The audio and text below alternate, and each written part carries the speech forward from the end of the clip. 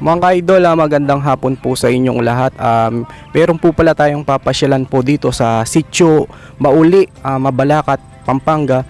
Ngayon po mga ka-idol, pumunta po ako sa mga liblib o mga bukid po na kung pwede po natin abutan ng tulong. Ngayon po mga ka-idol, meron po akong nakita dito, mag-asawa o magkapamilya.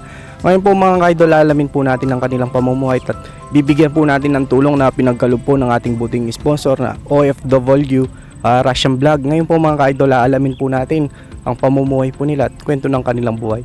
Tara po mga ka-idol at samahan niyo po ako.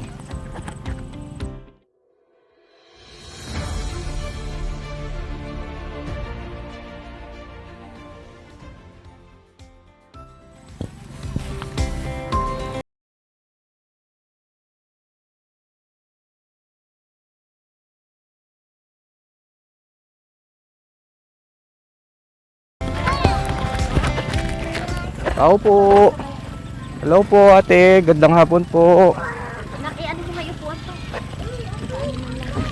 Magandang hapon po ate. Magandang hapon din po. Ate, pwede ko po bang malaman po pangalan po ninyo? Arceli Negredo po. Arceli Negredo. Negrido. Opo. Ito po yung mister po ninyo. Opo. Hello po yan. Magandang hapon po kayo. Ano po bang pangalan po ninyo? Emil. Emil. Si ate po, ilang taon na po kayo ate? 42 po. 42. Si kuya po, ilang taon na kuya? 34. 34. Lakasan mo. Ate, ano po bang barangay po dito sa Pampanga ito, sa Mabalacat? Ano po? Ano bang barangay ito pa? Nakalimutan ko yung pangalan nito. Mauli po. Sitio Mauli. Opo. Mabalacat pa po to. Mabalacat pa po. Mabalacat. Mga ka-idol, pinasyalan ko po yung mga kababayan po natin na simpleng pamumuhay lang. Ang anak po ninyo? 10 ho lahat. Asan po yung anak nyo? Wala ho dito yung 6. Anim. Ano po bang probinsya nyo ate?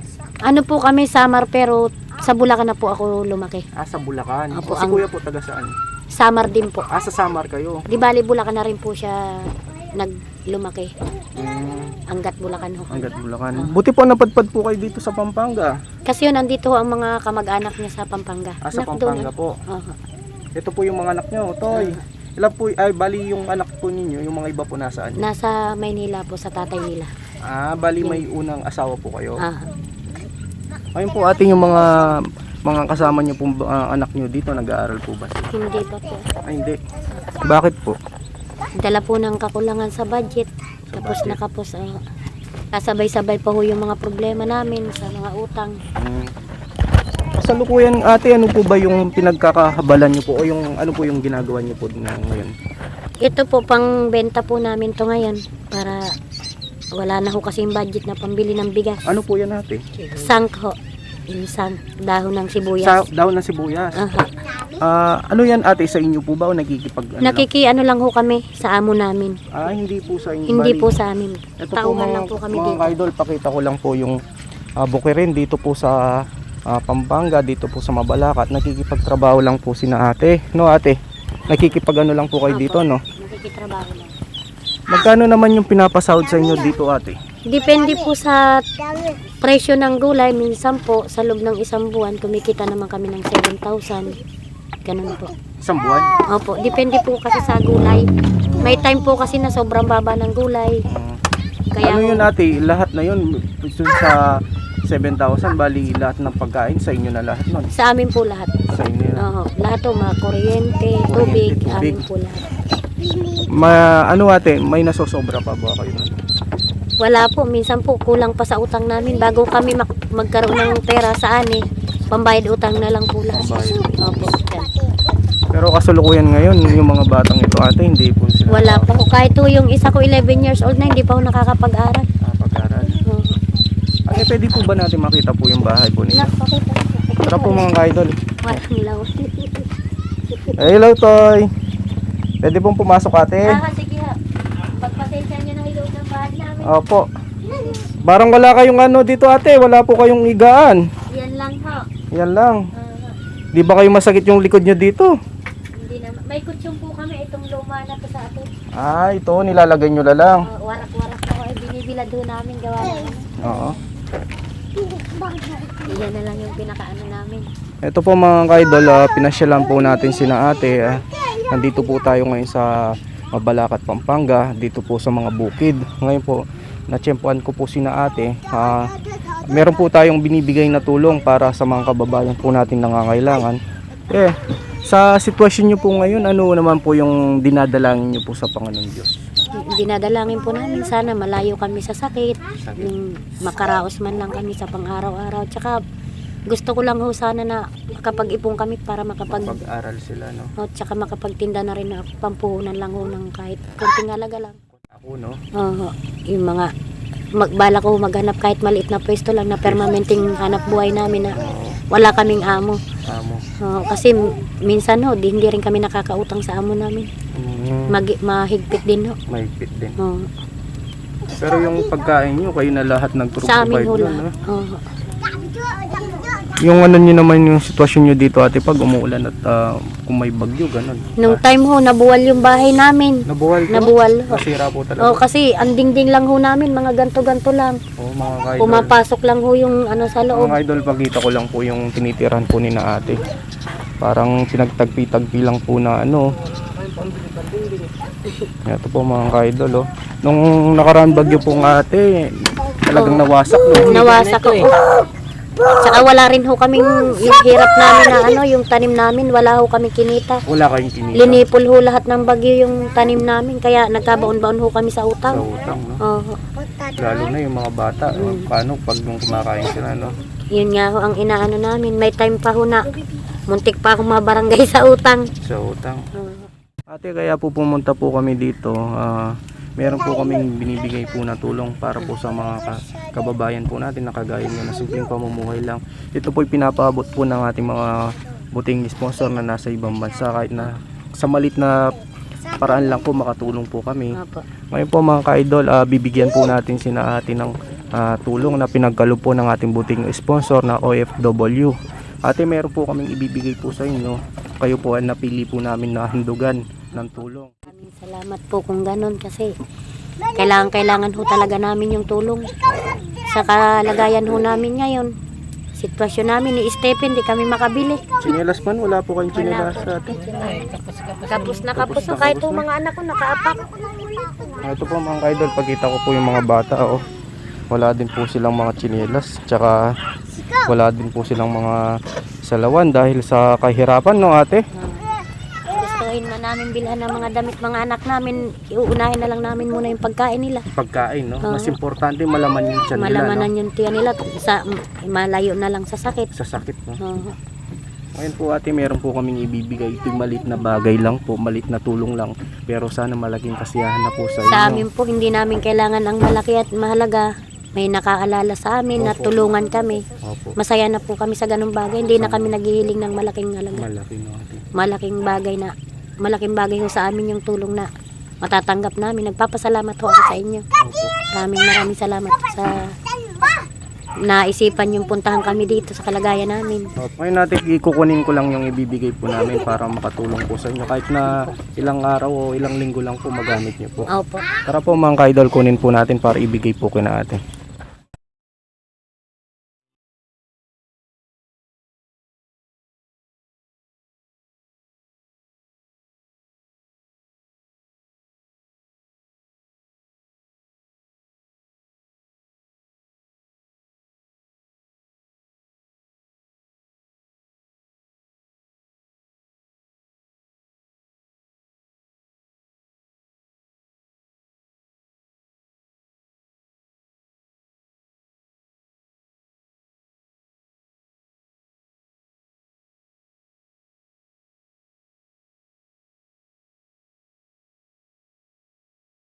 Yung pagkakalob po natin ng tulong para po sa pamilya po ni ate, kahit nasa malit na paraan lang po. Ito pong nagpaabot po nito ang OFW Russian Vlog na tumutulong para sa mga kababayan po nating nangangailangan. Ngayon po paghahandugan po natin sina ate. Ito po mga kaidol. Ate, meron po kaming ibibigay na tulong sa inyo. Meron pong bigas dito ate. May noodles, may biscuit, may dilata po. Ito po ate. Maraming salamat po sa tulong niyo sa amin. Opo. Sa mga bumubuo po ng nakakatulong sa kapwa namin. Opo. Maraming salamat po sa inyo. Masaya na po kami sa na ibigay sa amin. Opo. nakakatulong sa aming mga tao. Opo, kami ate kahit nasa maliit na paraan lang po kami ginagawan tulay lang. Yung mga butihin po nating mga kababayan po na nasa ibang bansa, ito po ipinapaabot po nila sa inyo na kahit na malayo po, pinipili po namin abutin yung mga kababayan po nating mahirap na kagaya po ninyo na simpleng pamumuhay lang na parang kahit isang tukwa lang po na pamumuhay lang po ate. Opo. Hindi ako makapagsalita. Sige po ate, okay lang po na ano. Maraming salamat po sa tulong nyo sa amin ngayon. Wala akong ninervyos ako. Ito po si ate. Makikita ko ng mga kapatid ko sa probinsya. Opo. Kahit na paano ate, kahit na ganito po yung sitwasyon nyo po, pinagdadaanan nyo po, basta't po wag po kayong mawawalan ng pananampalataya sa Panginoon Diyos at lagi Yan po po ang kayong hindi ko kinakalimutan kasi Opo. yun po sa lahat ng pangangailangan namin, siyang nakakatulong sa amin. Hindi niya kami pinapabayaan na kahit na lang kami walang mga pera o ano mang bagay, basta't mahalaga mga anak ko masigla, masigla, wala pong sakit. wala kaming taong na peperwisyo. Yun po ang mahalaga sa amin. Nasaya na po kami sa ganung bagay. Ngayon po wala po kayong tsinelas ngayon ate. Sige po, sana loobin po ng Panginoon kung tsinelas lang po. Sana mabalikan ko kayo at mabili ko po ng mga damit itong mga batang ito. Sana mas magbukas po yung pinto ng Panginoon Diyos na sana marami pa pong blessing ang dumating po sa inyo kay Kuya. At sana lagi po kayong mag-iingat at gabayin niyo po yung mga anak niyo. Kahit na mahirap yung pamumuhay po, basta po yung pagdadasal, wag po nating kinakalimutan. Yun po ang hindi namin makakalimutan. Opo. Kasi hindi naman po ibibigay sa amin yung ganitong pagsubok kung hindi namin kaya. Opo. Kung hanggang saan kami katatag, yun po ang mahalaga sa amin ngayon. Na lagi niya kaming ginagabayan. Araw-araw nandiyan siya nakagabay sa amin. Opo. Tahimik na pamilya. Masaya po kami sa bagay na yun. Ito po mga ka-idol, napasyalan po natin si ate. Nabigyan po natin ng tulong na pinagkaloob po ng ating buting sponsor na OFW Russian Vlog at kay Mama Cel Angel of Hope. Ito po, nabigyan po natin ng tulong si ate at si Kuya para kahit ilang araw lang meron silang magamit, no ate? Opo. Maraming salamat po talaga ulit sa tulong nyo. Kung sino man po yung bumubuo sa grupo nyo, nagpapasalamat po ako sa inyo. Opo. At kayo, tinuro kayo sa amin ng Panginoon na makita nyo yung katayuan namin. Live po ba yan? Hindi po. Ah. Hindi video. OFW Russian Vlog po. Ay, Yun po yung tumulong. opo. Yung, na sana kung ano man, may makarating man lang sana sa pamilya ko yung kalagayan namin. Saan pa ba yung pamilya nyo ate? Nasa Bulacan po. Sa Bulacan. Hindi ilan taon na o ilang buwan na po ba kayong hindi nagkikita? Matagal na po. Di bali, 5 years na po mula po nung mamatay ang mama ko. Hindi pa po kayo nakakauwi. Kinakwil po kasi nila ako. Dahil ayaw po nila kasing mag-asawa na ulit ako. Yung dinadalang nyo sana makita kayo. Sana po magkita-kita na lang ulit kami. Ilang Pasko na rin hindi kami nagkita-kita. Na sana makita nila yung katayuan namin sa buhay mag-iina. Saan po kayo sa Bulacan ate? Sa Angat po. Sa Angat. Opo. Po mga ka-idol, umihiling po si ate na sana daw makita niya yung pamilya niya sa Bulacan, kung ano po yung sitwasyon niya at makumusta niya yung buhay pa buhay ang nanay tatay mo ate. Uli lang lubos na po ako sa Bali mga kapatid na lang kapatid na lang. po. Na sana makita mo sila no. Opo. Matagal na pa na Gustong-gusto ko na pong umuwi sa amin kaso ang problema nga po, pamasahin namin. pamasahe no. Wala po kaming pamasahe. Nakabad. Wala ho kaming pamasahe. Sapat lang ho talaga sa pagkain namin. Sige po ate, naway dalangin po natin sa Panginoon Diyos na sana loobin po ng Panginoon Diyos na sana meron pong magbukas yung pinto ang Panginoon Diyos na sana makita po itong video na to kahit papaano sana mabigyan po kayo ng tulong. Malay po natin lahat ng po nangyayari ng dito po sa ating dito ang nakakalam po ang Panginoon Diyos. Nagpapasalamat po ako sa inyo na sana tulungan nyo rin ako mag-pray na maging maayos yung samahan namin magkakapatid. Kapatid. Oo, yung kung ano man yung nagawa kong kasalanan. Opo. Patawarin sana nila ako, gano'n na lang. Ano po yung kasalanan na po? Yun po yung ayaw po kasi nilang mag-asawa na ako dahil may mga anak daw po akong babae. Sa akin naman po kasi, sa 10 anak ko, hindi ko po kayang itaguyod sila kung wala yung asawa ko. Si Kuya po. Kumbaga siya na po ang nagpalaki ng mga anak ko. Kuya, kahit na yung anak po ni ate nung nauna, tinanggap niyo po ba? Opo. Gaano po yung pag-ano po ninyo, yung pagkikitungo niyo po sa kanila? Siyempre, parang tunay ko na rin na anak. Anak, no? Pero hindi niyo po parang tinuring na ibang tao, no? Opo. No, kuya? Siyempre, pag nagpamilya ka, ganun talaga yan. Ganun talaga, no? Hindi mo pupubayaan. Pero yung samahan niyo po, yung pagmamahal mo kay ate, kahit na yung meron siyang naging anak, hindi na baliwala sa iyo yun, no, kuya? Opo. Ito po mga ka-idol na sana po kung mapanood po ng mga kapatid ni ate na matagal na, ilang taon na, no, ate? Magpa 5 years na po. 5 years na po. Opo. Inaano ko rin po sa mga kapatid ko na huwag kayo mag-alala, mahal na mahal ako ng bayaw nyo.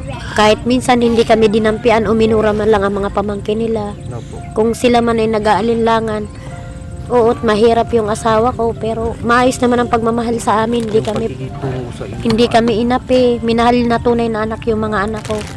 Sa oras ng kailangan ng mga pamangkin nila, nandito yung bayaw nila, hindi kami pinapabayaan.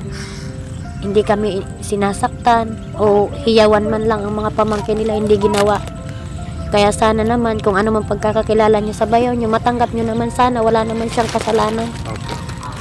Ito po mga ka-idol, sumasaludo po ako kay kuya na kahit na dati po may asawa po si ate na nagkaroon po ng anak pero tinanggap po ni kuya at hindi po niya tinuring na ibang tao yung mga anak ni ate. Bagkus po minahal po niya na parang tunay na anak, no, kuya? Opo. Ayan kuya, kung ano man po yung pamumuhay po natin ngayon o yung pamumuhay po ninyo, basta po magdasal lang po tayo at may plano po yung Panginoong Diyos na sana magbukas po yung pinto yung Panginoong Diyos na sana kahit papano meron pong dumating na blessing po sa inyo. Sige po ate, kami aalis na po. Maraming salamat po sa tulong niyo Opo, at kami ang napili niyong mahandugan. opo, Salamat po sa mga bumubuo ng programa niyo. opo ate. Nagpapasalamat po ako sa inyo. Maraming salamat po. Mag-iingat po kayo ate at dasal lang po lagi. Sige po kuya, kami aalis na po. Sige, At salamat po sa... Maraming salamat po dito sa binigay niyong biyaya sa amin. Opo. Papahalagahan po namin to. Sige po ate, God bless po, ingat po. Sige Sana po kuya. maintindihan mo rin kami. Opo kuya. Sige po ate. Sige po, Bye-bye salamat po. po.